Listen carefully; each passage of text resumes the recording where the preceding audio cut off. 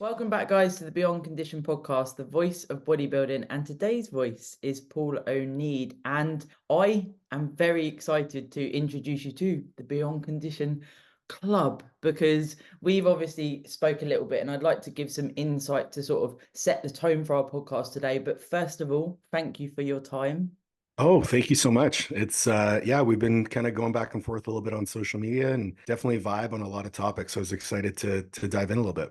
It is certainly, and the listeners will know, I love how you said vibe, because I sort of look for that vibe of you get to know, don't you, over the time of speaking with people over social media and seeing what content they put out and things like this. It's like you catch that vibe and it's like this person is of a similar nature to me. And we actually spoke initially because we were talking about authenticity as a coach. Mhm. So that for sure we resonated on. And I'd love to start by sharing a tool that you gave me when I was initially, when we first spoke. I said to you about, Mhm.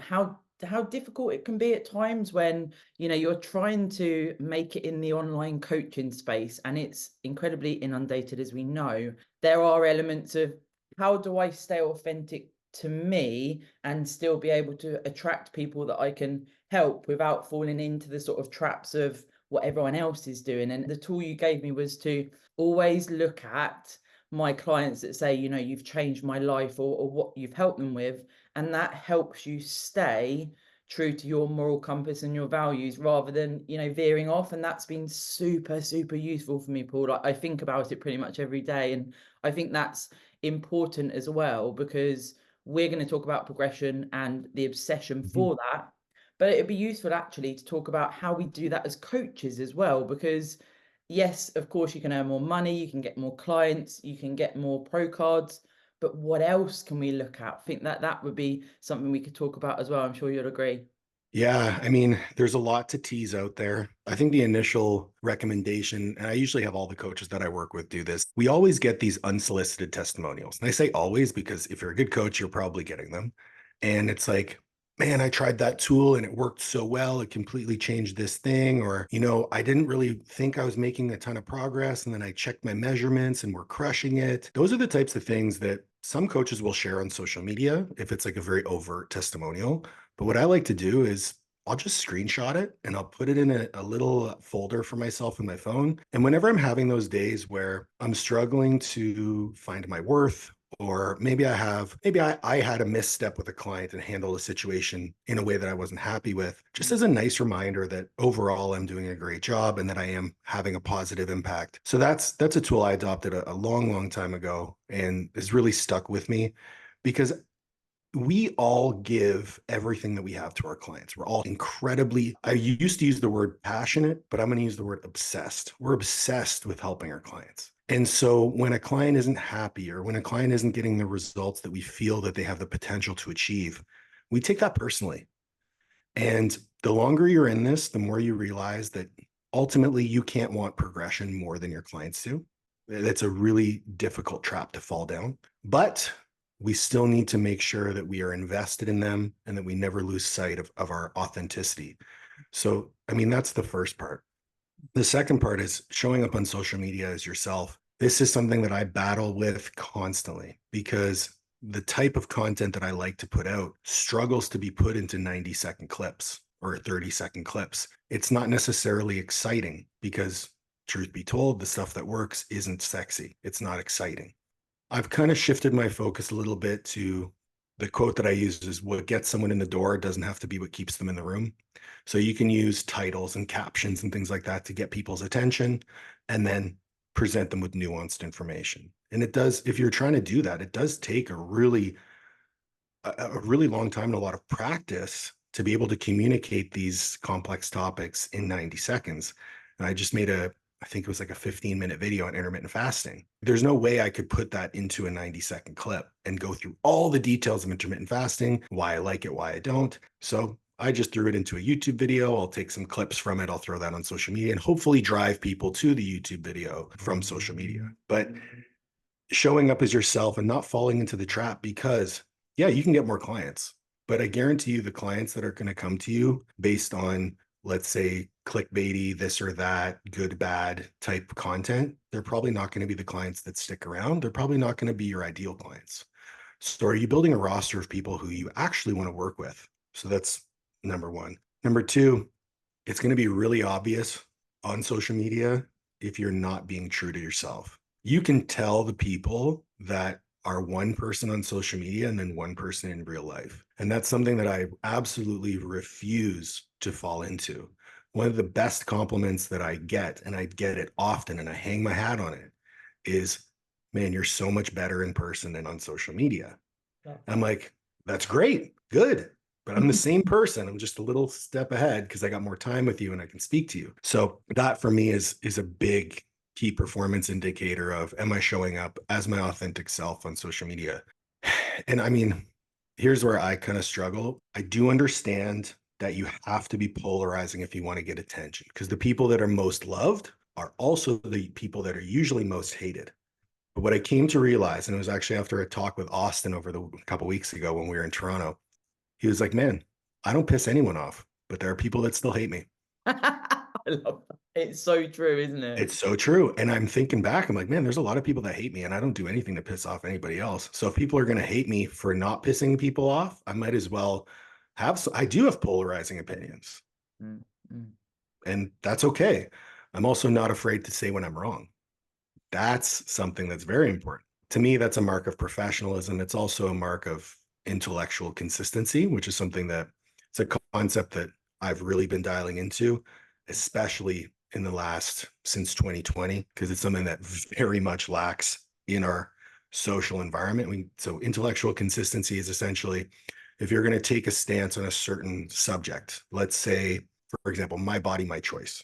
So if you're going to say, my body, my choice, I can do what I want with my body. Cool. You can't then say everyone's mandated to take a vaccine or to take this medication. You can't have both opinions. They're both conflicting. It happens in fitness all the time. You know, you say, you have to train to failure. And then on the other side is like, okay, well, but sometimes you don't have to do this and this and this and this. It's like, well, let's be consistent here. But that's, again, where the nuance comes in, because there are cases for both sides of the argument. Even in the first example I gave, there are cases, whether they're good or bad is, a different conversation, but you can make a case for each side. Yeah, for sure. Actually, that reminds me, I did a podcast with a good friend of mine, Scott Stevenson, and we spoke Oh, about, I love Scott. yeah, honestly, what a human. He's so cool. He doesn't even realize how No. magical he is. He's Yep. literally, it's like he's a myth, but he's a real person. And Yeah. we talk, most days, and we voice note, etc. And we did a podcast on progressive overload. When we got towards the end, I said to him, what would you tell your younger self? And he said, learn to auto-regulate. So your example there of, right, we've got to train to failure, we've got to train to failure. But actually, it's the quality of training, the training program, the goal, the execution. Can you auto-regulate when required? Can you actually look at the bigger picture, or is it, I'm just training to failure all the time? Because we know that thought process of progressive overload, everyone would be lifting, 1,000 kilograms on the bench press if you could keep progressing just your logbook. So there's so much more to progression as an athlete, and for a coach to manage that. And it's so cool when you do build these long-term relationships with clients, because you start to know, right, they need a deload, or we need to do some interventions here, and it becomes exciting, and the client then goes, oh, okay, you were right. And that intuition, I really love that. I'm sure you do. Oh, for sure.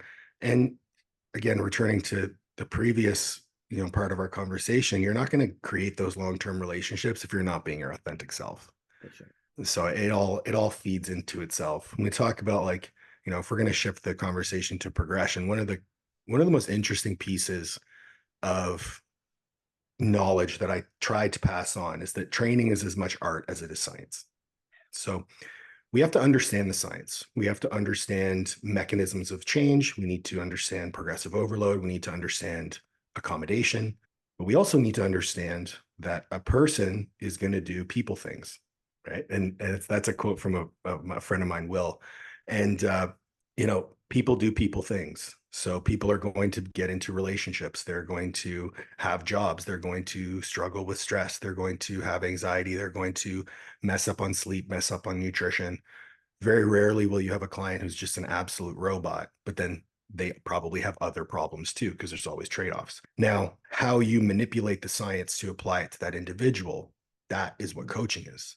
That is the art of coaching. And if you continue to program to a program rather than program to a person, you may have some initial success, but in terms of long term, it's not going to hold water, because those initial gains will plateau because novelty will wear off. And then you'll be left with this person who likely has a shattered self-confidence because their progressions have slowed and they feel inadequate and they feel like they're not doing enough. You'll have a person who's unsatisfied with where they are. They're going to have a person who's upset with your coaching service. And then ultimately, they're probably going to leave. So one of the things that I try to espouse to those that I am grateful enough to work with is, you need to understand people. You need to learn how to communicate. You need to understand psychology. You need to understand motivational interviewing, cognitive behavioral therapy. You don't need to be a therapist. Absolutely not. But you need to understand how to communicate with people, how to create meaningful behavior changes over time. And you're using training as that medium for which you're creating that change. I venture a guess the majority of people you work with are not competitors. So I work with a lot of lifestyle clients and some competitors, and it certainly is as well that realm of that education as to what progression is in the gym, because some people have been on, copy and paste plan or what have you, and of course that delivers, little to no progression. It's more, okay, here's the exercise, run that for X amount of months. And actually sometimes you get caught in this, I don't know what the right word would be, but when you're taking on a client from a previous coach, when you start to say, okay, so this is what we're going to monitor, I need training footage, this is going to be your mesocycle, this is your mac, they're like, whoa, and you almost have to bring them on board to sort of build that trust and that you are programming for them as an individual.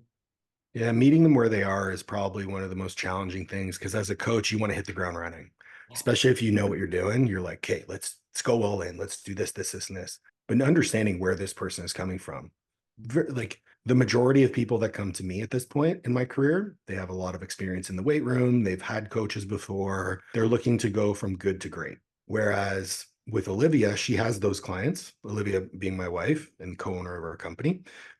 She has those clients, but she also has clients that are less initiated to the gym, never have had a coach before. The way that you introduce coaching to those two populations is going to be completely different. I can jump in and go full steam with this person and probably level up from where they were in terms of, okay, we're going to monitor biofeedback. We're going to, have a ton of notes, a ton of training footage. I can get a lot more in depth with what we're trying to accomplish. Olivia probably is not going to be able to do that.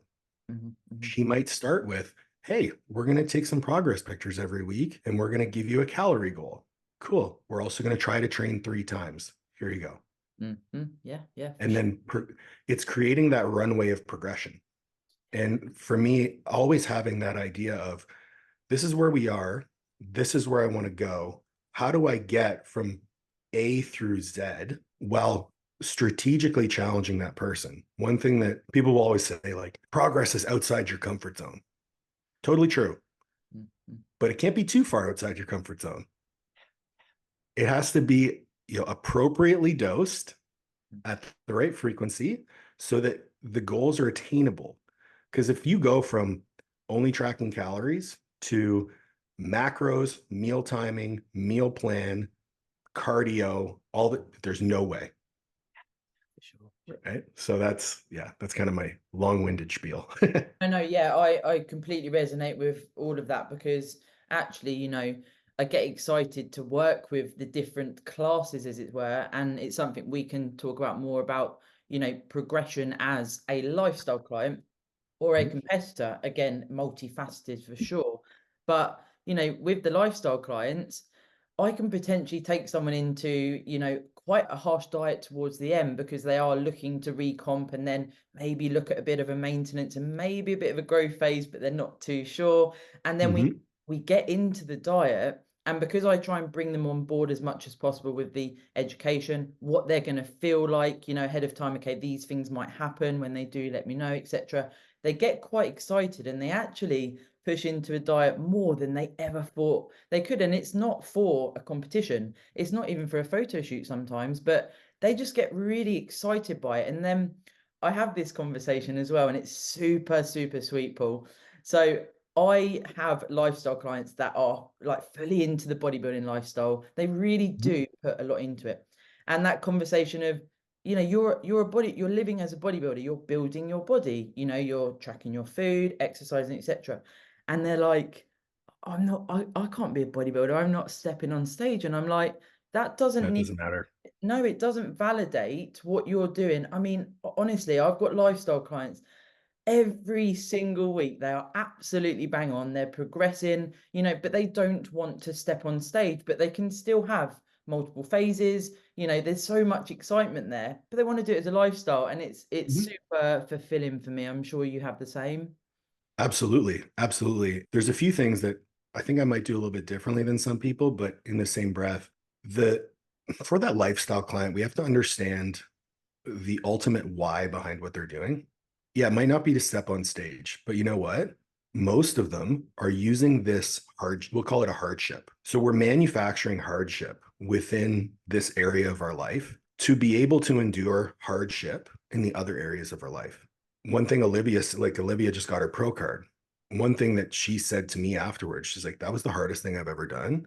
And I know that there is nothing in my life that will ever be as hard as that. So my confidence to achieve any goal that I've set is sky high. Parallel that to the lifestyle client who's getting a six pack for the first time, or is able to PR their 2K row, or is able to set a back squat PR. That to them, hard is hard on a relative scale. So the hardest thing you've ever done is the hardest thing you've ever done. Mm. But when we continuously change what your perception of hard is by exposing you to these different stimuli within nutrition and training, the rest of your life becomes easy. Getting that promotion becomes easy. Right? Yes. Managing your team becomes easy. Being a good husband, a good wife, a good mother, a good father, that becomes easy. Mm. That's the why for our lifestyle clients. The vehicle for those changes is training and nutrition. And I always try to keep that in the front of my mind. And I always try to communicate to the client to keep those front of mind because it's easy to forget. Yeah, for sure. And I do find that I when I get asked who do you coach, I'm like, anyone that wants to improve their life. You know, it is like I want to work with anyone that can see the value in me as a coach and wants to improve their lifestyle. But also I really, really like working, and I'm not saying I'm a mindset coach, you know, I will stay in my lane here and be authentic, but I do like to really try and be inside my clients' heads. So trying to, you know, like my example earlier, when they need a deload, you already know this type of thing. Yeah. And I find that as well, I get a lot of feedback for myself. And sometimes it's quite hard because I am humble within this, and it's not a case of, you know, this is what everyone says, but I do This is find, your podcast. You can flex, man. yeah, I know this is, you know, this is not, I'm like, Yeah. oh, not really said. But I do get clients say to me, and they do stay with me for a reason. They say, you know, I have literally changed their whole life. Like you mentioned, a promotion, you know, I have clients that are skyrocketing in their professional life. They're in a body that they're comfortable with. Their relationships are improved. Maybe they go on Mhm. a date and they haven't been on a date for years. You know, it's this type of thing. And then into the competitive realm, maybe they haven't stepped on stage feeling fulfilled from the journey to get there. Maybe they've changed coach and they've come to me and they want to work on their mindset as well. And that again is progression, because if you've stepped on stage multiple times and you fucking hated every moment, but then you Mhm. step on stage and you're at a point where you're enjoying what you put into a prep, because it gets brutal, as your example Oh with yeah. your, you know, that's progression as well, because you get in this, I guess everything is put on that date, isn't it? You know, you're in this mindset of like, I'm going to war and that's it. And then it's like, actually, if coaches, we can sort of bring out questions and thought-provoking things for our clients in a competition prep to be like, are you enjoying this in certain elements, and can we get them on stage and to radiate how proud they are of themselves that they've actually got to that day and they're on stage exhibiting their physique. Because I don't know about you and your experience, but I've found this, there is this sort of movement, as it were, I did some stories about this today, about coaches sort of understanding a little bit more about individual programming and actually the better physiques on stage. There's this movement towards, actually, is there fatigue management? Are we working on their mindset? Are we communicating with them? Are they a happier person? And consequently a competitor. And I know, Austin does utilize the fatigue management and bringing someone into a show rather than, right, we're dieting you till the day before the show, and then you don't bring your best physique, if you know what I mean. For sure. And I mean, the quote that came to mind when you were speaking, especially as it pertains to the livestock clients, is, Shakespeare said life's a stage. Right. So the stage for that client is life. They show up every day on stage. So if you can get them feeling that way in their lives, that's the progression, right? As it pertains to the contest prep, it's just such a unique challenge on so many levels because everything matters. And I've competed at the highest level in powerlifting. And powerlifting is a very challenging sport. Okay. It is one of the scariest things that you could ever do, right? Loading 800 pounds on your back and trying to bend your knees and sit down, like you could die. But I only have to do that for 2 to 3 hours, 3 or 4 times a week.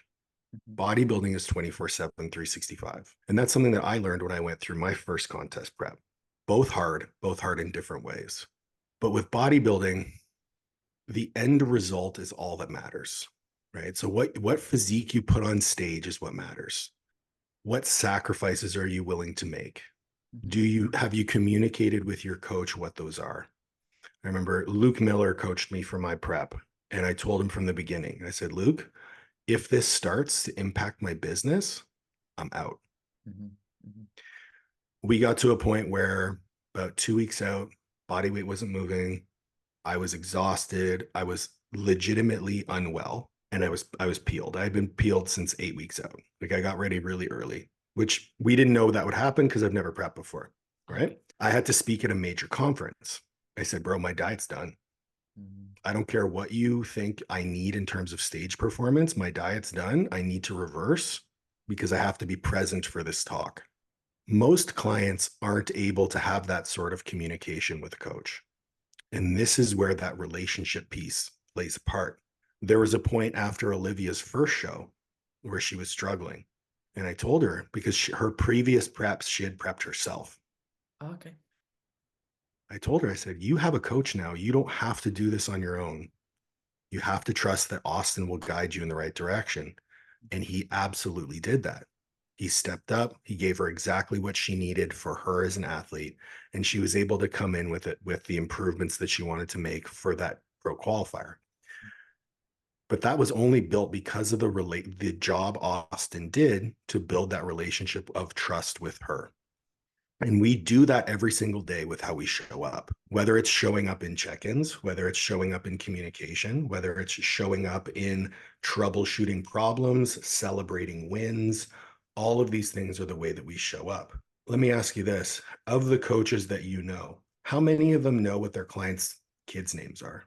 This is what does get me a little bit, Paul. Yep. How many of their clients do they think they know what their partner's names are, or what they do for a living, or what they enjoy outside of the gym? That's a relationship. Understanding that person, knowing that person, hearing, seeing that person. The coaching relationship only works if that individual trusts you implicitly. We build that trust every day, but guess what? It's easily lost. Yeah, one step, and I say this, as you said, even the messages and troubleshooting, I do speak to my clients pretty much every 2-3 days at least. Yep, same, for sure. Yeah, sometimes it's daily, particularly when you're sort of first starting out with someone. There's ideally a lot of data collection and you're learning the client, as you say. And, I guess it's back to that, what you mentioned earlier, almost get off on being that person's person, because Mhm. and I really like how you framed it earlier. We're not saying we're therapists. However, intuitive coaches that care and they are really invested in their clients, you know, the reason I say I get off on it, it's like I can legitimately help you if you're able to trust in me and come to me with the things that are, and this is beyond a physique. This is what I often say, you know, I see you as beyond a physique. You are a human, you're a person. You Mhm. can you can completely change someone's life because they have someone they can trust and rely on. And this is where I say to you, you know, it does get to me. This is such an important role in someone's life. You are literally telling them what time to go to bed, what steps to do, maybe what food to eat or macros, what train, you know, you're controlling a human's life, you know? I'm la- I'm laughing because so I don't know how old you are, but I'll be 37 this year, and a lot of the people that I work with are much younger than me, and they've gotten into the habit of calling me dad.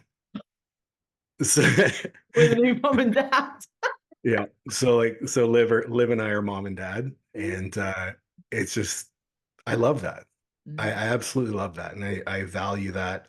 Ultimately, it kind of hurts my ego because I don't think I'm that old, but yeah, it's that is the true win. I'm like smiling ear to ear talking about it because it means a lot.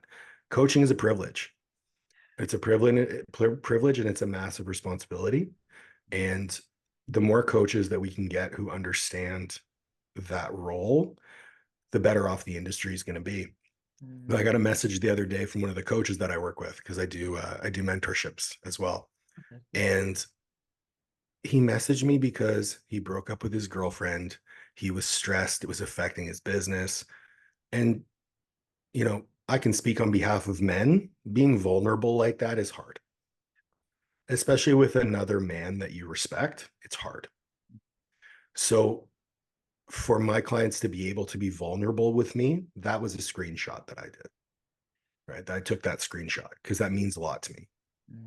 Yeah, honestly, when you get these messages, it makes me feel almost a bit emotional just thinking about it because, you know, I've been with clients for a number of years and I've taken them through family deaths, divorce, you know, maybe losing their job, like these sort of examples, and you're the first person they come to, Yeah. and that means a hell of a lot. And that's where it is, you know, when you get into coaching and you're looking at, you know, who you're marketing to and your ideal client, your Mhm. avatar.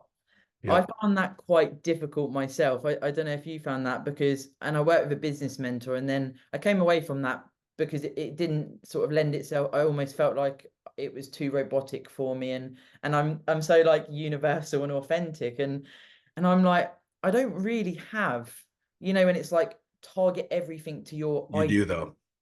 I You do though. So I'm going to push back. So there's a few different ways that you can classify this avatar. So there's demographic. So ultimately like age, gender, interest, occupation, that sort of thing. Mhm. There's, you know, if you operate a brick and mortar gym, there's going to be geographic. So we operate on the internet. So geographic is worldwide. The missing piece for most people is they forget about the psychographic part of their clients. There are no clients on my roster that are the same, yet all of my clients on my roster are the same in some ways. Yeah. And so when we look at the ideal client, it doesn't have to be, I work with entrepreneurs over 40 who are C-suite executives in X business. It doesn't have to be like that. So with our company, this was the challenge for me because we rebranded. So I had to look at our company and be like, what's our company's avatar so we can market our company. Mm. And what I looked at, have you ever heard of the hero's journey? No. Okay, so the hero's journey is essentially the if you look at any like superhero movie or any Disney movie, there's the journey of the hero. So they start off and they have this kind of like yearning for something. Mhm.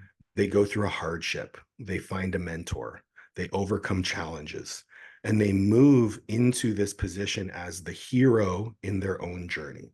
And it follows a very linear path. And what I came to realize is that our job at Master Athletic Performance is to take you from the beginning of your hero's journey along that spectrum. And we work with clients at various stages along that spectrum. And Mm. we as coaches are at the end of that spectrum because we all practice what we preach and we've become the heroes of our own journey. So what we do is we appeal to the psychographic profile of the person who is pursuing personal progression. I also love alliteration. So pursuing personal progression. So our slogan of raising the bar, we work with people who want to raise the bar for themselves in every aspect of their lives. When you think about it like that, you could work with a mom who wants to improve her body composition so she can play with her kids. You can work with an IFBB pro and everything along in between, but you have to be able to appeal to and market to that psychographic profile of someone along this spectrum. Mm. And that kind of opened my mind to be like, I like working with a lot of different people personally. I I do. would get really, really bored if I just had bodybuilding clients. Similar personality type, I'd imagine. And Yeah. this is why we do bodybuilding or you did powerlifting. It does attract a certain character trait. And I like that. I like that someone's got a job promotion, someone, like you say, increase their fitness and they can run around on a football field with their child. Mhm. Someone steps on stage, like all of these different, and that's where it was like, I'm still at that point where it's like, how do I market myself? Because I do want to help anyone that sees that value in me. Yeah, for sure. And when you're marketing yourself, one of the easiest ways is to look at whatever you're putting out and ask yourself, is this something that I would watch? Mm-hmm. Because ultimately you are the psychographic profile of the person that you want to work with. Even if your competitive goals, performance goals, whatever, are different from whoever you're working with, that psychographic profile is something that appeals to you, that you resonate with. So ultimately, just talk to yourself. Mm-hmm. Maybe talk to yourself like 3 to 5 years ago. Yeah. Well, yeah. Yeah. Because if you talk to yourself right now, it'd probably go right over people's heads. But This is the thing as well, isn't it? Of course, with coaching, when you look at what you've poured into your own physique development journey or competitive journey. So I know I've got 12 years worth of mistakes, of highs, of lows, of all the different things in between. And that then becomes a library for all of my clients. And then for you, powerlifting, doing a prep, all of these things, it's like I've pretty much encountered, I believe, most of the things that you could potentially have go wrong in a prep, in an off season, in a reverse out, all of these stages. And when I get a client that's a sponge for that, and they say, wow, you've done this for 12 years, can you teach me? I'm like, let's go all in, because there is so much that I can give to my yeah, clients, and it's so nourishing when you get that. But of course, anyone listening that is coaching competitors, lifestyle clients, there is those points where, and back to where we sort of first started talking, there are those points where people might not have done the sort of training split you provide for them, or have maybe done the macros that you would advise, or even competitors, sometimes it's trying to get them to include more micronutrients and be okay with that. And like that, yeah. that you're laughing because the plans that are delivered. It's Well, I had a client who, when I first started working with him, he had never eaten a cucumber. yeah, He's it's like, cucumber, I've never eaten a cucumber. I'm like, you're 36 years old. Did you have a childhood? Have you ever eaten a salad? yeah, yeah. Didn't know what a zucchini was. But it Couldn't believe is, it. it's for sure a thing. And I think as well, what we're in danger of per se is that, again, tapping into a competitive mindset, right? You will do whatever it takes in your mind, the champion mindset, the athlete mindset, however you want to frame that stage, you are doing everything in your power to get there. Sometimes that means stepping back a little bit. And Mhm. actually, as you get closer to the show, washing off fatigue, bringing in some more food, enjoying it, speaking with your coach, etc. Sometimes that is hard to Oh, it's teach. so hard. For sure. Like, it's like, what do you mean I can have a rest day? Or some people have never done a deload, or, this type of thing. That's hard for a coach sometimes. Well, communicating to somebody that doing everything it takes means doing less is way harder than communicating that doing more is better. I wrote my last, like, I do like little training updates every 7 to 10 days because I don't know what I think, just for myself. I don't think anyone actually cares. Um, but I mean, people used to care about my training because I used to be strong, but now it's like just mediocre lifting. But I was like, I'm now training 3 days a week. I fucking hate training 3 days a week because I love training, but I'll be 37. I've been training for 20 years. I've been squatting over 800 for 10 years now. And that's a lot of wear and tear on the body. Plus, I'm operating a business. I'm running a team. Actually, I'm operating two businesses. That's a lot of workload and it's a lot of allostatic load. It's not something that I'm used to carrying. So the decision to drop to 3 days was simple, but it wasn't easy because I'm still a person. So understanding that your clients are going through those same things. And while I can play the mental gymnastics to be okay with it, they don't have those tools. It's up to you to teach them those tools. Using another example, so when Olivia prepped herself, the concept of pulling back, doing a refeed, no chance. Yeah, for sure. Very common. Whereas working with Austin, probably towards the end, up until about 8 weeks out, she had a free meal every week. She never had to go, she only had to go over 40 minutes of cardio the last couple of weeks. She was digging, but it was different because she had some respite. So understanding, and it was different for her. She had to adjust mentally to being like, hey, it's okay to back off, and being able to ask Austin if it was okay to back off, right? That's where that trust comes in. For sure. There's that analogy. I don't know if you've come across it when people say, I look better 6 weeks after the show. And there is that, if you have dug, right until the last minute, and Right. and essentially you're presenting potentially an over dieted physique on stage. We all know the stories of you can't fill out the physique because it is so over fatigued and over dieted that then your true representation of what your physique could look like if you have your fatigue managed appropriately is a night and day different. And then it's like 6 to 8 weeks after the show, I'm fuller, I look better, I'm happier. And of course Oh there is man, it's like I it looked like an absolute mutant 6 weeks after my show. I was like, what the fuck is this? I'm telling you. I'm like 15 pounds over stage weight and still like veins in my abs. I'm like, this is fucking cool. Yeah, yeah, it is. Then like 3 days later, it was gone. So I was like, oh damn. This like the concept of bodybuilding, and this is funny when you sort of describe it to non-competitors or Yeah. non-bodybuilders, as it were. You know, essentially, I had a conversation about this yesterday with a guy that competed for the first time this year, and he was like, what he poured into that 6 months of prep, etc., and now he's trying to work out, do I want to push to where I need to gain enough size to be more competitive? And when you actually talk it out loud, it's like you commit to prep, reverse, off season, prep, reverse. That can monopolize years and years and years for 10 minutes on stage. Isn't it wild If when you that, say it like that? if that. And here's an interesting one. So I did my show and I approached it as professionally as I could, dotted every I, crossed every T, to the gram, all my food. Every minute of cardio was hit, every minute of posing. I tried to be a professional.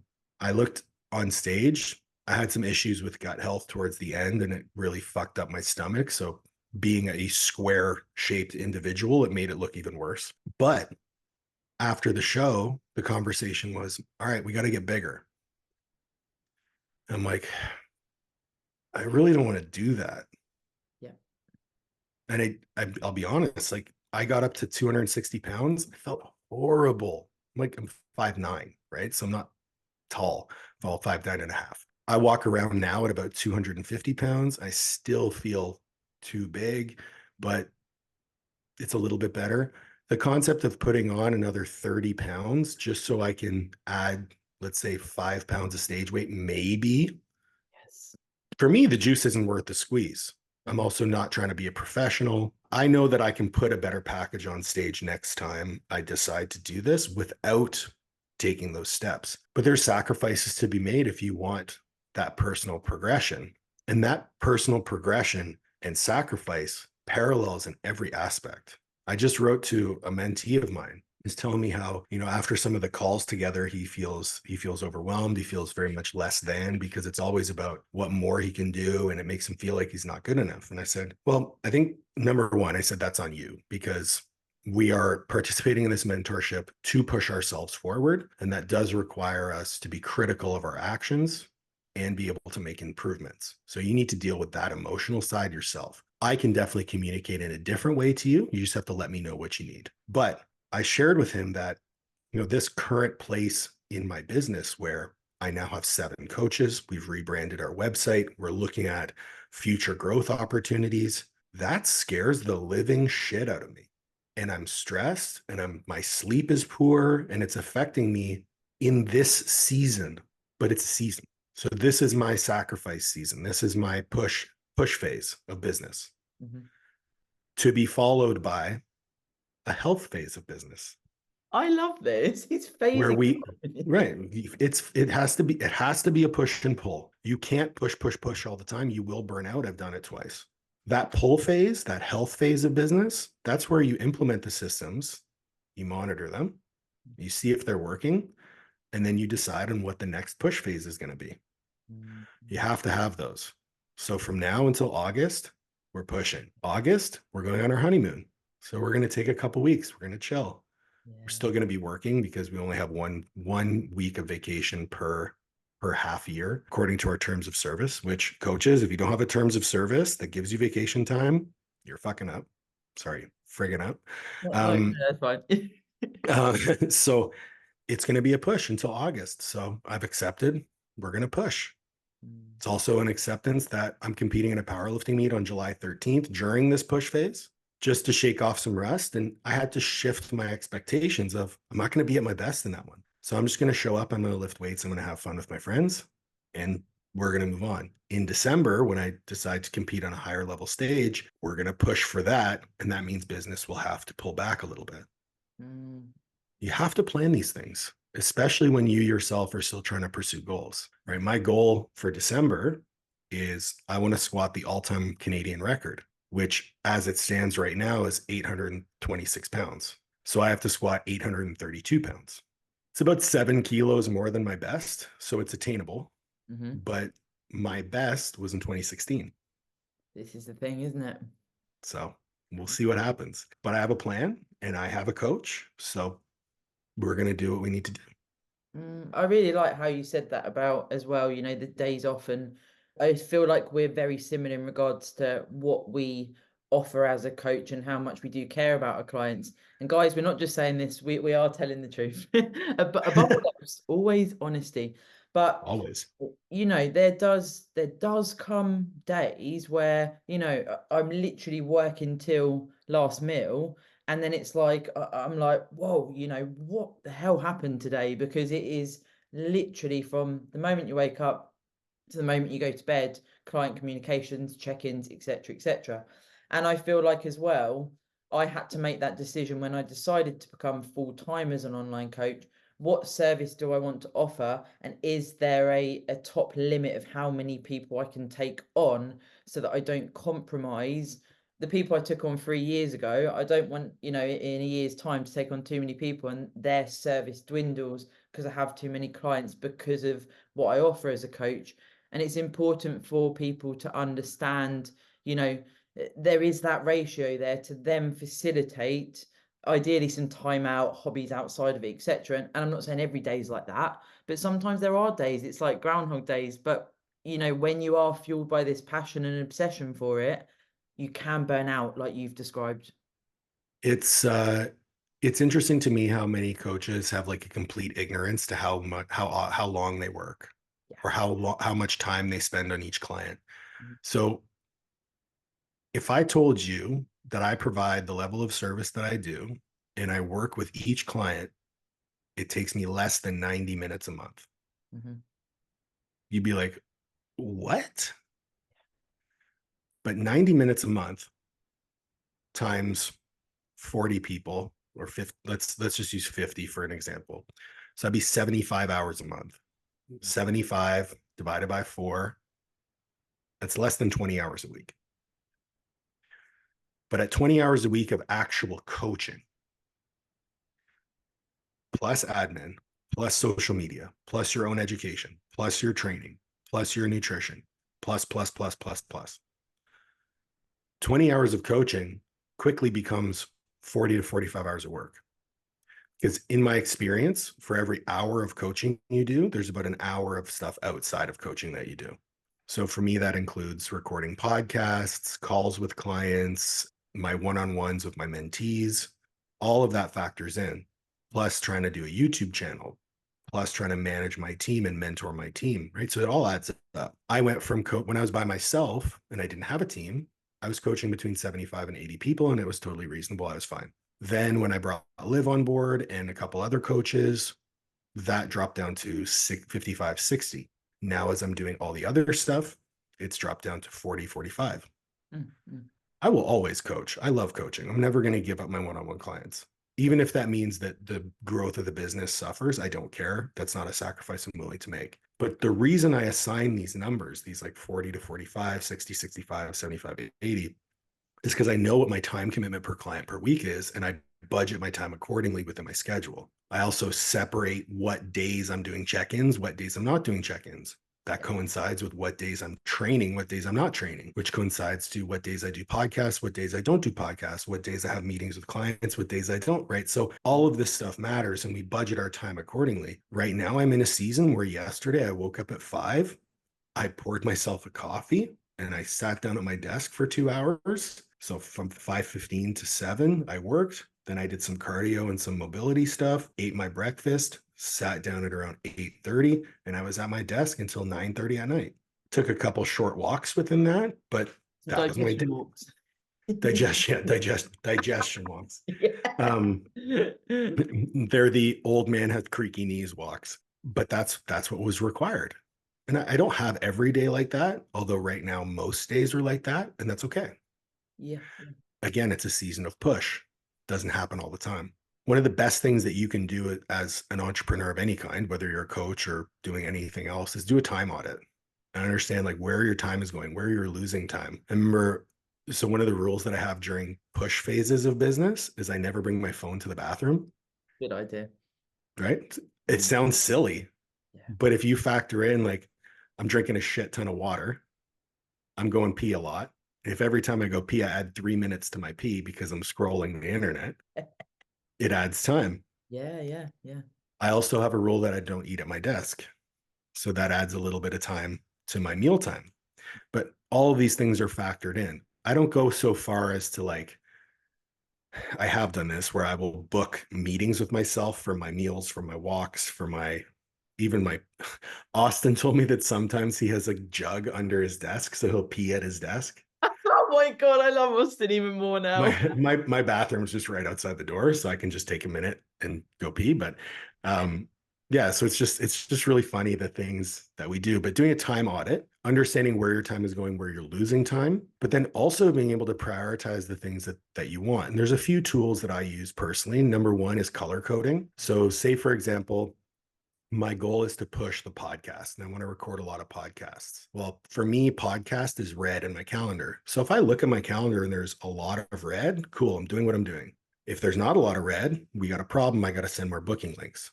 Mm-hmm. If my goal is YouTube, well, I got to make sure that I have at least 4 hours of YouTube in my schedule every week so that I can get the videos done that I need to send them to the editors. Cool. I have that in there. The same goes for, I'm doing a mentorship with a friend of mine, Meredith Patchy. She's helping me learn a little bit more about gut health. So that's about 2 hours of my week as well.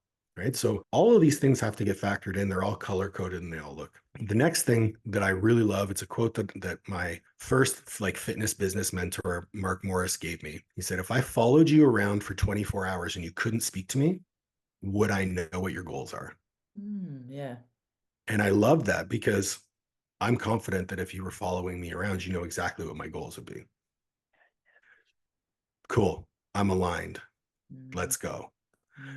So a lot of these things just come down to, number one, knowing what your goals are, knowing what you need to achieve your goals, knowing what your capacities are, and then allocating the appropriate time to your priorities, laying it out over the course of, let's say, 5 to 6 days a week, because we all work weekends, and then go from there.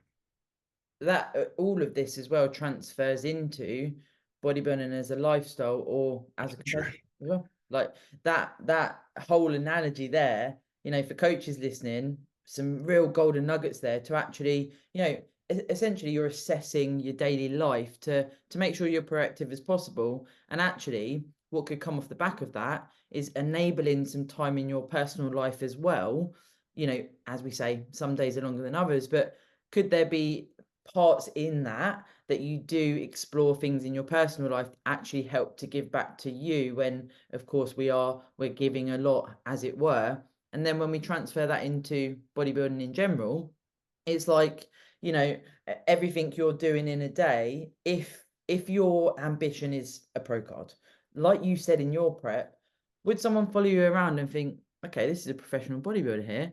Are you pouring what you need to into being able to get to that level? Or do you need a coach that's going to say to you, look, your lifestyle, this is what I believe we can attain if we do X, Y, Z. Let's be realistic, let's be honest, and manage your expectations. Because there is so many examples where people do want to do something like this, but they've got a busy job, they've got a family and various other things. And then there's this myth of you have to compete to validate that. And you don't, there's certainly so many things you can explore, even within the lifestyle. Obviously, we've touched on that. But yeah, I like that because for sure, when if someone followed around those lifestyle clients I've already mentioned, they'd be like, they're a bodybuilder. Yeah, for sure. It's one of the things I did enjoy about doing a prep though was the fact that like whenever I go into a deficit, just like me personally, my sleep sucks. It's like as soon as my calories drop below a certain point, my sleep is just horrendous. So it's like, wow, I got 3 extra hours of the day here. I'm up at 4 in the morning every day. I can do so much more work. It's like I was doing consultations in my last peak week. I mean, I love work, as we've sort of said, Mm, we love what we do. But I feel the same. Like, this is for me what I had to evolve as a bodybuilder. Can I spend time getting good at maintenance and being in a longer growth phase to work on my health markers? Because I had done 7 preps over 10 years and I fucked myself, to be quite honest. So I had to get good at, okay, what does it look like to just live as someone that eats, pretty good, enough calories, there's some hunger there, I'm training, I'm enjoying it, I'm working, there's no stage in sight. Like, what does that look like? And I got used to not having sleep. And that's what reminded me when you say, I just didn't sleep for that whole 10 years, I swear. Like a full night's sleep. It's like I was just, yeah. and when I first met Matt, my partner, he was like, I think we can fix this, but you fidget all the time and like twitch and stuff like that. But you're right, it leads to almost this feeling of like I'm so productive. And that's when, like you say about Olivia, it's like the coach saying, pull back a bit. You're so like, I don't need to sleep, I feel really good. That's quite hard. Oh, I needed to sleep. I just couldn't. So I was like, well, I might as well work. But it's funny because the contrast here is like Liv was sleeping 8 hours a night all the way through her prep. I think she had like 1 or 2 nights where she sucked at sleep, and I was like, "You bitch." Yeah, that's amazing. I know. Anyone who's listening needs to check out her physique as well.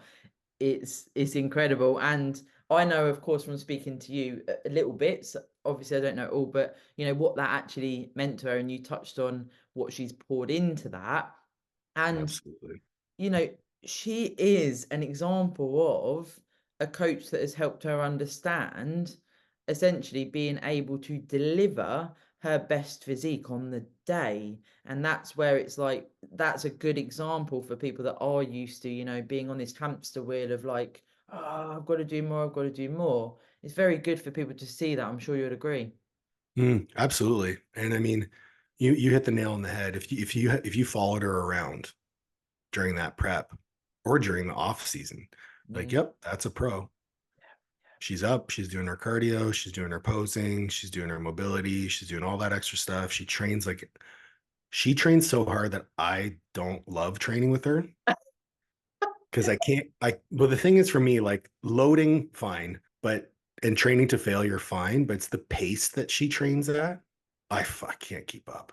She'll do like a cluster set in the leg press, and then like 2 minutes later, she's loaded the pendulum. I'm like, like having a panic attack trying to recover from my own cluster set. For sure. It's crazy as well because, like we said earlier, when you look at this lifestyle and what goes into it, it is so unique, and that's what's Oh I yeah. think it's so beautiful, like what you can do. How has she found doing the reverse out, and what are her future plans? So for her for her like own psychology, she much prefers a recovery diet. So she'll raise her calories up quite quickly. This prep more than any, I was incredibly impressed by her ability to indulge in the foods that she wanted to, be mindful, but not let it kind of take over. So she had a few days where she kind of ate whatever she wanted.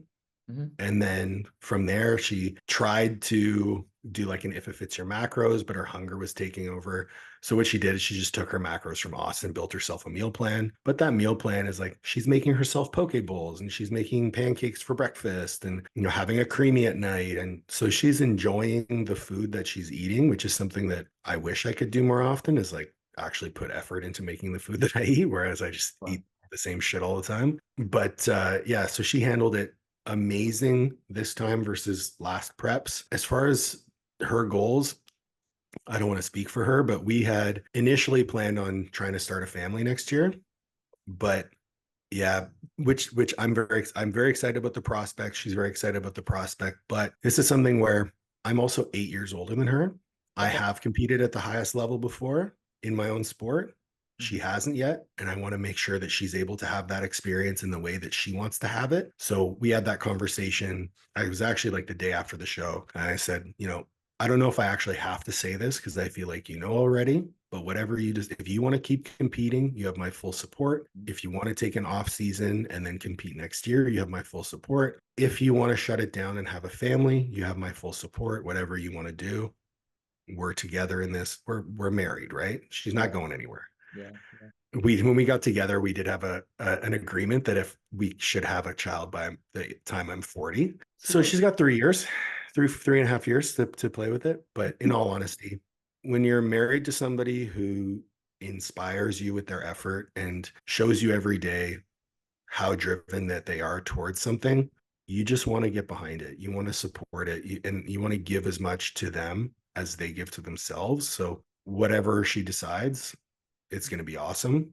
First things first, we're going on our honeymoon in August, going to Croatia and Northern Italy, which I've never been to Europe before. So it's going to be party. Then we'll come back. But starting in July, our travel schedule is pretty crazy. We've got my competition, then we're going to Elite FTS to do their podcast. We're actually going to do it with Austin. So it'll be the three of us, which would be really cool. And then we leave for Europe 2 days after we get back. And then a week after we get back from Europe, I have to go to Washington, D.C. to speak at a conference. And then 2 days after I get back from that conference, we have to go to Pittsburgh for North Americans to support one of Liv's clients. So it's a pretty crazy couple of months. Yeah, well, this lends itself to being in that sort of recovery slash in a growth phase, doesn't it? Because Exactly. and this is again, it's like some off seasons for competitors, maybe it's a short time span, or they're really trying to pursue being a pro and they've had judges' feedback, coaches' feedback to say, look, this is what we need to do. A bit like your conversation with your coach. We've got to pack on thighs now, Paul. And potentially there's elements of it needing to be pretty nailed down and structured. However, Right. there is again a room for progression of how does someone treat an off season if it is more of a phase where they're maybe, looking at spending time with their family again. Maybe someone's looking to go down the route of conceiving. Is there, a slightly different focus alongside maintaining, it's more like a progression for life alongside maintaining your bodybuilding. And that is very, very difficult, particularly if you're stepping out of bodybuilding and you've done it for a number of years because your identity shifts, doesn't it? Yeah, I think one of the things that, again, because I've been doing this for so long, I've seen the different iterations of what my identity is, whether I was a high level competitor or now when I'm just doing it for myself. I don't identify as a powerlifter anymore. Yeah. So, actually, here's a great question for you. You don't have to answer it, but here's a great question. If I were to ask you who you are and you couldn't mention your occupation, your family, or your sport, who are you? It's I'm very, tough. I'm very into the universe, so it would be something along the lines of, but it is tough, isn't it? Because again, Yep. you're tied to, I am X person at work. I'm a mum, or I'm not a mum, but a parent, sibling. I'm a bodybuilder competitor, and I did struggle with that for so many years in regards to, like, when you're in the bodybuilding space, and there's gen pop around you, and this is what I had in my first job in a gym. It was nothing, it was not a bodybuilding gym, it was like a leisure center, and people would sort of cotton on to what I did. As I climbed the ranks, as it were, and received more accolades, I would be introduced as, this is Sarah, she won Miss Universe. I'm like, I can't just be called Sarah, like I Yeah, am. exactly. And I And I struggled think, with that. yeah, and I think the people who are most successful in all areas don't have their identity tied to bodybuilding or to powerlifting or to anything like that. And that's one thing Liv and I have talked a lot about. It's like she doesn't identify as a bodybuilder. Right? She's a lot more than just bodybuilding. So if she was to step away and start a family, I don't think it would be that much of a challenge. And it would also be not much of a challenge to step back into it once it was time to do so. But I think if your identity is tied to something, and I can speak from my own experience, like when I was competing at that highest level, I'm Paul, I'm a power lifter. Nice to meet you. So, yeah, exactly. So it's like, so when I tore my quad, when I had knee surgery, when I tore my pecs, when I tore whatever, and I couldn't perform at the highest level. Well, I actually had to, the reason I did a bodybuilding show is because I had to give that shit up. Because I had to completely step away and remove myself from it because I couldn't do it anymore. And that, like, the people that are the most successful in most things have that thing as just like the operating system running in the background. It's like bodybuilding is just something I do, right? I'm going to eat my meals, I'm going to train, and I'm going to sleep, and I'm going to do whatever. It's just something I do. All this other stuff, that's me. Yeah. It's Yeah. also a whole lot less stressful. Well, we know as coaches, and doing it ourselves, what can cause a physiological response that is not favorable to a physique-based sport: stress. However, and it is, when you're in a prep, right, it's like you're literally doing so much, all the boxes are being ticked, etc. And then it is certainly that consideration towards, this is where it's like, can you enjoy it even when your fucking feet are blistered, and it's, everything's going into it. It's like, are you enjoying that from a cathartic standpoint? Are you feeling the personal progression? Are you feeling something that is bringing a positive to your life for that? And that's sometimes quite a hard question, like the question you just asked me. It's like, do you actually enjoy bodybuilding? Do you, are you really wanting to step on stage because you enjoy that experience? Or is it some level of external pressure? Is it because you feel you have to validate what you're doing? And that is, again, a question that you can ask people. And sometimes it gets often, it's confused face. I don't really know why I'm doing it, but you're pouring Yeah. 24 hours a day into it, Paul. Oh yeah, and it's really really interesting the answers that you'll get from people. And this, they're not good or bad. They are as they are, but with each answer presents its own risk because if say it's something that you attach your entire identity to, Mm. well, what happens when you fail? Yeah, for sure. Well, the reality is it's not a reflection of you as a person.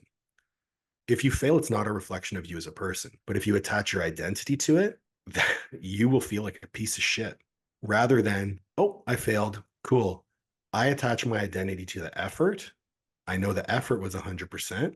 So it's just the direction of the effort that needs to change. We pivot, we try again.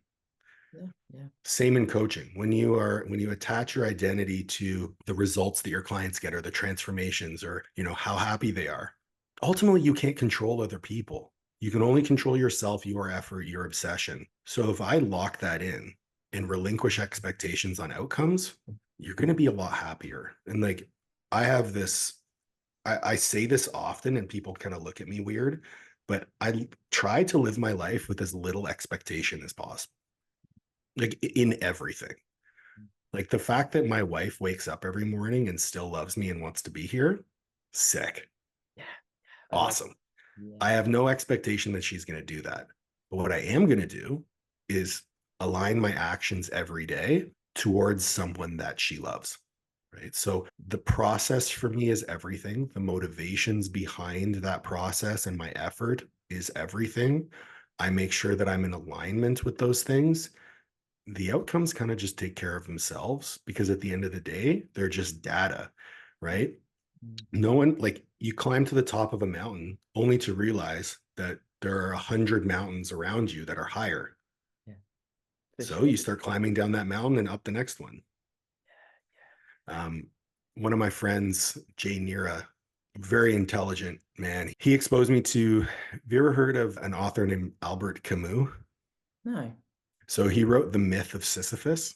So Sisyphus was punished by the gods to push a rock up a hill for eternity. And anytime he got to the top, the rock would roll down. But here's the thing, Camus said that Sisyphus, you have to imagine that Sisyphus is happy because he has the task of pushing the rock up the hill. Okay, I understand. We're all pushing our rock up the hill. And even if we get to the top, there's going to be another hill, or there's going to be a better way, or there's going to be a mistake or a misstep. And so, as long as you have purpose in pushing your rock up a hill, you have to imagine that you'd be happy. And that is, it's purposeful, isn't it? It's intentional living as well, and being intentful in your interactions. Your analogy earlier, even of like blocking out time for a meal, so you can sit there and be present with the meal and feel, even if it's the same every day, it's like I'm grateful for this food and Mhm. those daily tasks. Because if we get too caught up on this wheel of progression, whatever that is, we've spoken about personal life, training, competing, bodybuilding, etc., etc. You've got to try and master the art of, maybe not at the tail end of a prep, but generally speaking, you want to have moments in each day where you are present. And I think that can be quite difficult for driven individuals that are, So hard. yeah, it's like, have you done something today that genuinely made you smile, or take a moment to hug your wife or whatever it may be? And you do see this, when there are elements of the progression is at the forefront.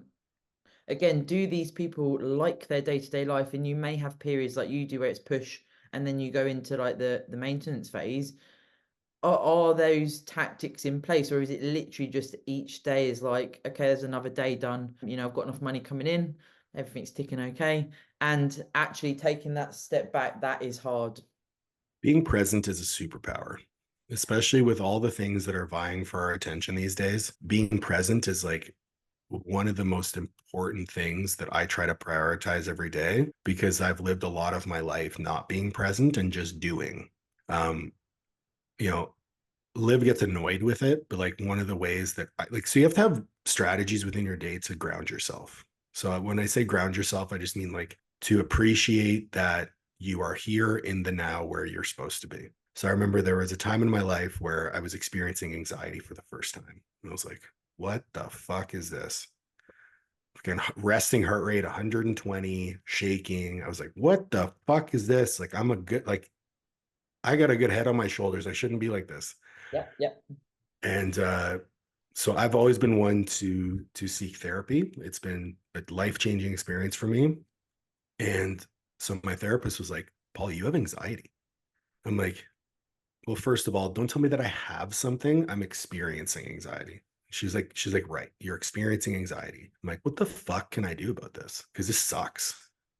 She's like, I want you to just try, whenever you're feeling that way, to stop and point out 5 things in the room that you can identify. I was like, whatever, dude.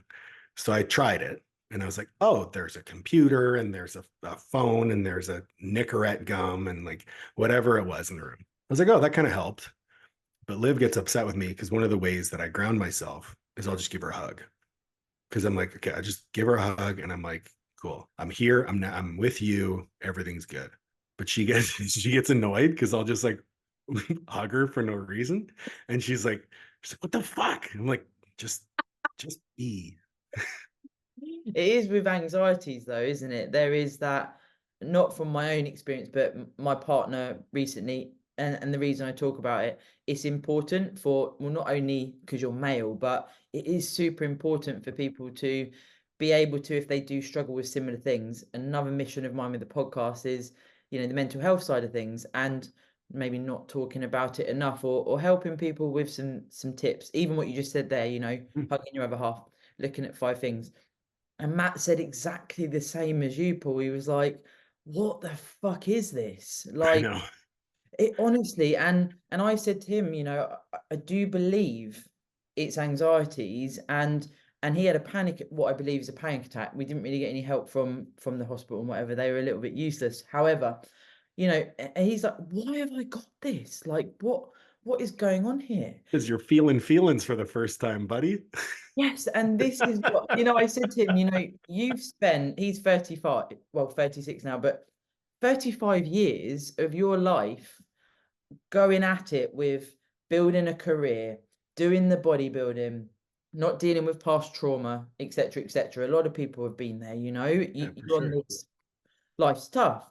And then suddenly, guess what? You can't fucking take it anymore. And the body's shutting down. And now we're on a bit of a journey, a bit of a path, but he will do the same. He'll come up to me and just say, I love you, and give me a hug. And it's a very special moment, because it's like he's Yeah. just like, I just need you. Like, Yep. that's in that moment, you know? I call that I call live my lighthouse. So like it's important that we all have lighthouses. And your lighthouse could be a person, it could be a process, it could be anything. But for me, it's like a lighthouse is something that keeps ships safe when the waters are rough, Right. right? So it keeps me along the path so I don't run into the rocks.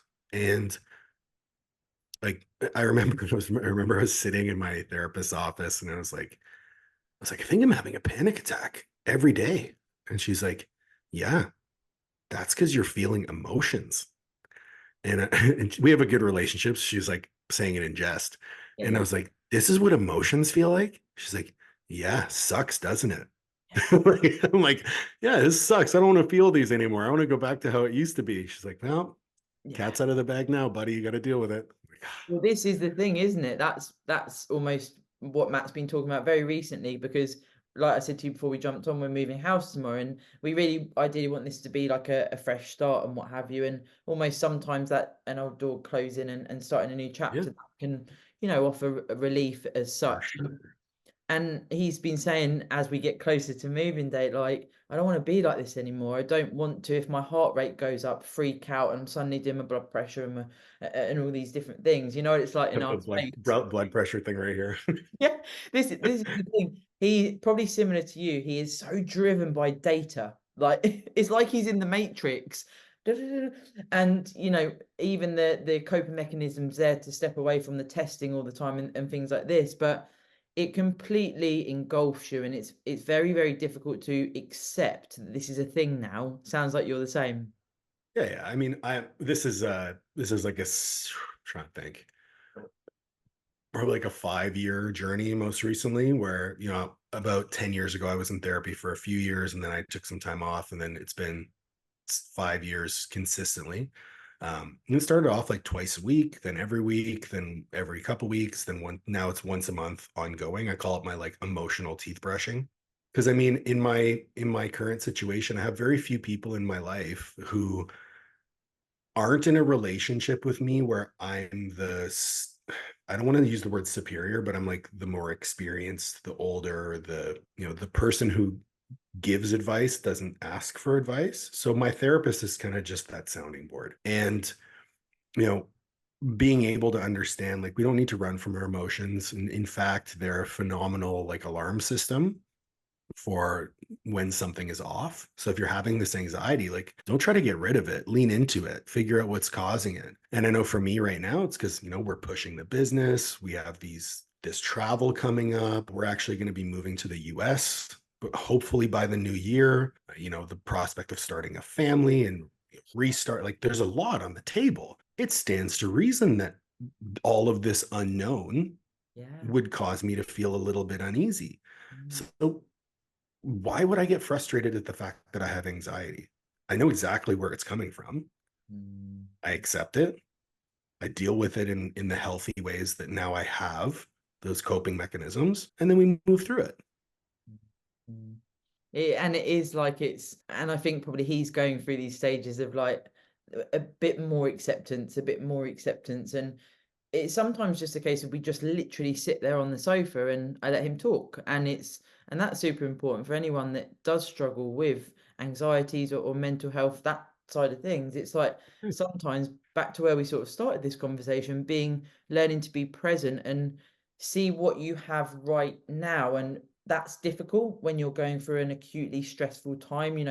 Shit's hit the fan and suddenly you're anxious and maybe you have a panic attack, something like this. But even those techniques of just taking a moment to, what can I control, what can't I control, what can I do in this moment, is really, really important for that side of things. But like you say, it's almost like a skill, isn't it? But you can learn that, but it can take time. Acceptance is something that I've thought a lot about, because I feel like most people, most of the time, when they feel stress, it's because they refuse to accept that things are different than their expectations. So it's like, I expect things to be this way, they're actually this way, and I feel shitty about it. It's like, well, you could just accept reality for what it is and decide to move through it. And I think a lot of men, especially, get caught in these, I call them meta emotions. So you end up feeling something, and then you feel a feeling about your feeling, and then you feel a feeling about the fact that you're feeling feelings.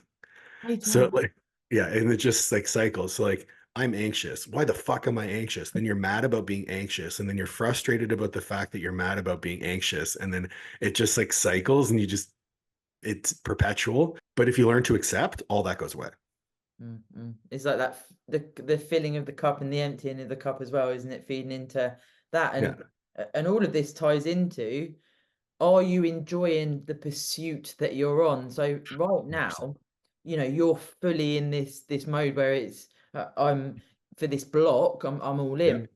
And then it's like, but I accept that. So yes, there's probably going to be times when my sleep is restless, I'm a bit more anxious, etc., etc. What can I do within that? Because I've accepted this is the phase where those things are going to be affected. And this is, the type of conversation for the listeners to actually, and this is what I knew from podcasting with you, the thought provoking. What are you doing on Yeah. a day-to-day basis? Is it leading somewhere? And are there levels of enjoyment, even amongst the really hard times? Is it for a purpose? And again, like we've said, sometimes that question is answered with, I don't know, I'm just doing what I feel I should. Just And doing my best. yeah, and it is difficult. And before we do the listener question, when you were describing what you were saying about, the anxieties and the expectations, this is something I talk about on the podcast. When your expectations for what placing you're going to get for the stage, how, of course, if we look at this from an objective standpoint, not in the competitive brain, in the prep, etc., but when you look at what is happening when you get judged on stage, it's subjective, which we know, and everyone's worked hard to get there, as it were. So there needs to be a winner. And that saying you just said there, have you done your best? Because literally that's all you can do. And that's the difficult part of the sport, because there's no guaranteed, result at the end of it. The prospect of thinking that you know what place you're going to get before you step on stage, to me, is ridiculous, because you never know who's going to show up, how they're going to show up. Mm.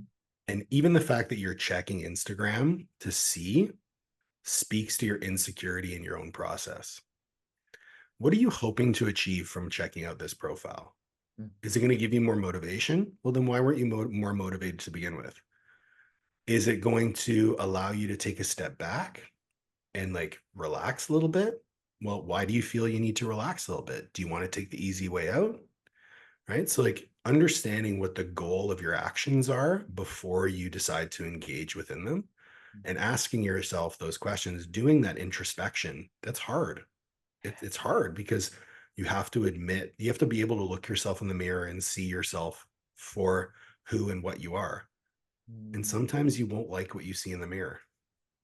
Yeah, and it's a sport of dedication, because there's so much that goes into it, and there is that element of being present and enjoying it and doing it for a purpose. Hopefully that helps everything outside of the endeavor of going to stage as well, you know, rather than you do the show and whatever the result is, you're then left with nothing after because of going into this blindsided mentality. But super thought-provoking. Now, with the question, and it's actually someone called Zach that I didn't know him, but as you do on social media, he was like, best podcast I've ever listened to. I'm like, Zach, welcome aboard. Anywho, he sent our question. So, shout out to Zach. So he said, getting decent sleep while dieting or on cycle. Get the Oh, supplements. on cycle is a good one. So, I mean, we could go into the science of it, which I'm happy to do. But first, I would look at like the low hanging fruit. What's your sleep hygiene routine, right? Are you having a warm shower before you hop into bed, lower your core body temperature? Is your room cool? Do you have a fan going, or is it black? Are you cutting off your screen 30 to 60 minutes before bed? Maybe doing something a little bit boring before bed rather than scrolling your phone and taking in blue light. So all those things. The other thing is on the flip side, in the morning, what's the first thing you do in the morning? Are you exposing yourself to sunlight first thing in the morning? I would look at when are you taking your stimulants or your lipolytic drugs?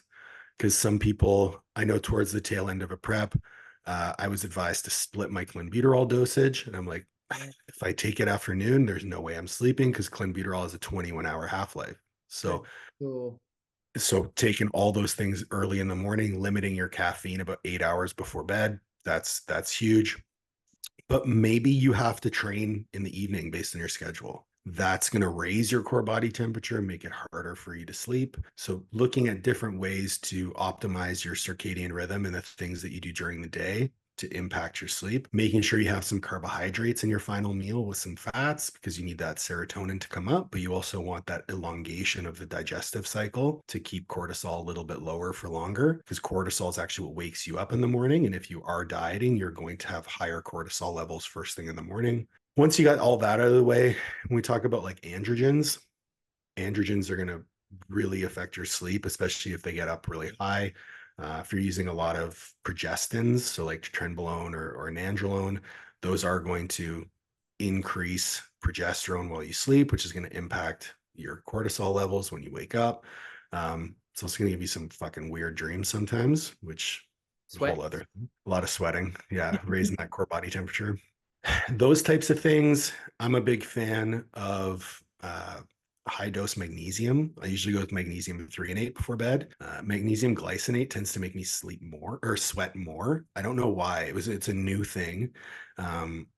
So I'll take about a gram of magnesium before bed, usually some zinc. Typically, if I'm on cycle, I'll just make that zinc carnosine because it does have additional effects in terms of like antihistamine, which histamine will come up when you're on high androgens. GABA is also quite good. GABA will help to relax you. It's a inhibitory neurotransmitter. And then once like if you have to go that far, I mean Zopiclone is great. We use it every day. I did start in my last prep. I mean, bloody hell. The stimulant use went very high. I won't be doing that again, Paul. You learn That from was my issue too. it. I went so there was I think I was taking like 100 micrograms of clan. I was taking ephedrine twice a day, tons of caffeine, modafinil first thing in the morning. I ended up like microdosing mushrooms just to like get my mood up. Uh, the yohimbine first thing in the morning. Um, it was bad. It was way too many stimulants, which ultimately I believe led to a lot of the gut health issues that I had because being so sympathetically driven, you're going to have terrible gut motility, ending up with leaky gut, probably some overgrowth issues and all those types of things. So I would really monitor how many stimulants you're taking if you're wanting to optimize for sleep. Understanding that at the tail end of a prep, those may need to come up. So the sacrifice on sleep may need to be there. Maybe you prioritize a nap during the day, right? Yeah, yeah, for sure. There's simple sort of tricks and tips, as it were, as Mhm. I guess over the years as well, you pick these up and something I try and say to clients, particularly in the tail end of a prep or even in the prep in entirety, you know, some people like you describe, you flick that switch and suddenly you can't sleep because you're in a prep. And Yeah. it's quite hard for busy minds and if there's stimulant use, but to stay in bed and associate it with rest. So, you know, if you wake up at 2 in the morning and you may get up, or you know, ideally you can stay in bed, it's still going to equate to some level of rest and recovery, but it's that busy brain that is associated with stimulant use. So if you speak to like a sleep therapist, they will tell you that if you wake up in the middle of the night and you can't get back to sleep, to get up and leave your bed. Mm, Because if you're awake in bed and struggling to sleep, you will associate your bed in the opposite fashion, like an so, insomnia. like an insomniac. So play with it. I personally prefer getting up. We have a guest bedroom, so I'll just go and I'll be in the guest bedroom and I'll sit up in the bed and read a book. I can't. I have to sleep in my own bed because I have a CPAP. So otherwise I would just like doze off in that bed. Um, but yeah, so like I'll get up out of bed, I'll go read a book. Usually, if realistically, I'm usually in bed by like 10 o'clock. So if I wake up at 3:30, 4 o'clock and have had 5 to 6 hours of sleep, Mhm. I'll probably just get up. Yeah, yeah, for sure. Because I'll probably just get up and start working. mm, depending The on that. problem is if you start getting up that early because you're hungry and you do not eat your first meal. I Yeah, have advised, you fuck do yourself. not, do not eat your first meal because by the end of the day, you'll be so hungry. It's like one of the only times where I would ever advocate for like a time restricted eating window is like at the end of prep when you have Buckle. poverty macros, like push that first meal out as far as you can. Yeah, I do. It's like clean your himbine, coffee, fasted walk for 90 minutes, an hour of work, anything I can, and then okay, I'll have my meal one. I've done what I can. Love that, love that. Well, Paul, I knew this would be an excellent episode, and for sure, like I say, you know, I do believe this will offer some thought-provoking processes for the listeners. Now, if anyone wanted to reach out in regards to a mentorship or coaching or to follow you on Instagram, I will put your handle in the description. But is there Perfect. anything, is that the best way for people to contact you through Instagram if they wanted to? Yeah, you can always reach out to me through Instagram. My coaching website is www.masterathletic.com. My continuing education platform is Coaches Corner University or coachescorneru.com. And that's where you can find information on my mentorship, any of our continuing education courses, or our, what did I call it? I renamed it. I can't remember. Oh my goodness. You can tell this man is a busy man. Even just what you've listed off there, that is a lot. We have, why can't I remember? Anyway, we have a community feature where I actually have over 150 hours of continuing education lectures on a variety of topics. And so if you go on there, you can and use the code beefcake 300. Beefcake's the name of our older bulldog. I So love.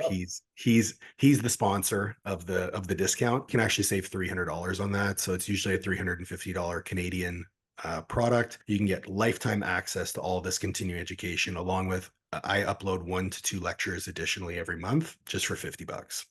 Oh wow, okay, this is good because I do get coaches listen as well, and again, progression. What do we do? Ideally, educate ourselves, and of course, be empowered and inspired by our peers that can and offer that. It's so important to build with that authenticity and people that do inspire you to stay true to yourselves. And guys, this is how me and Paul connected. So thank you so Absolutely. much for coming on the podcast today. And My I'm pleasure. sure if you accept my invite, we could look at something in the future as well. 100%. Yeah, I actually sent you an invite to come on my podcast. So Have there you you? go. I emailed it to you. Thank you, Paul. No Oh, problem. I'm excited. See, guys, I say it. We are stronger together when you find your 100%. people. Thank you, Paul. Thank you. See you later. See ya.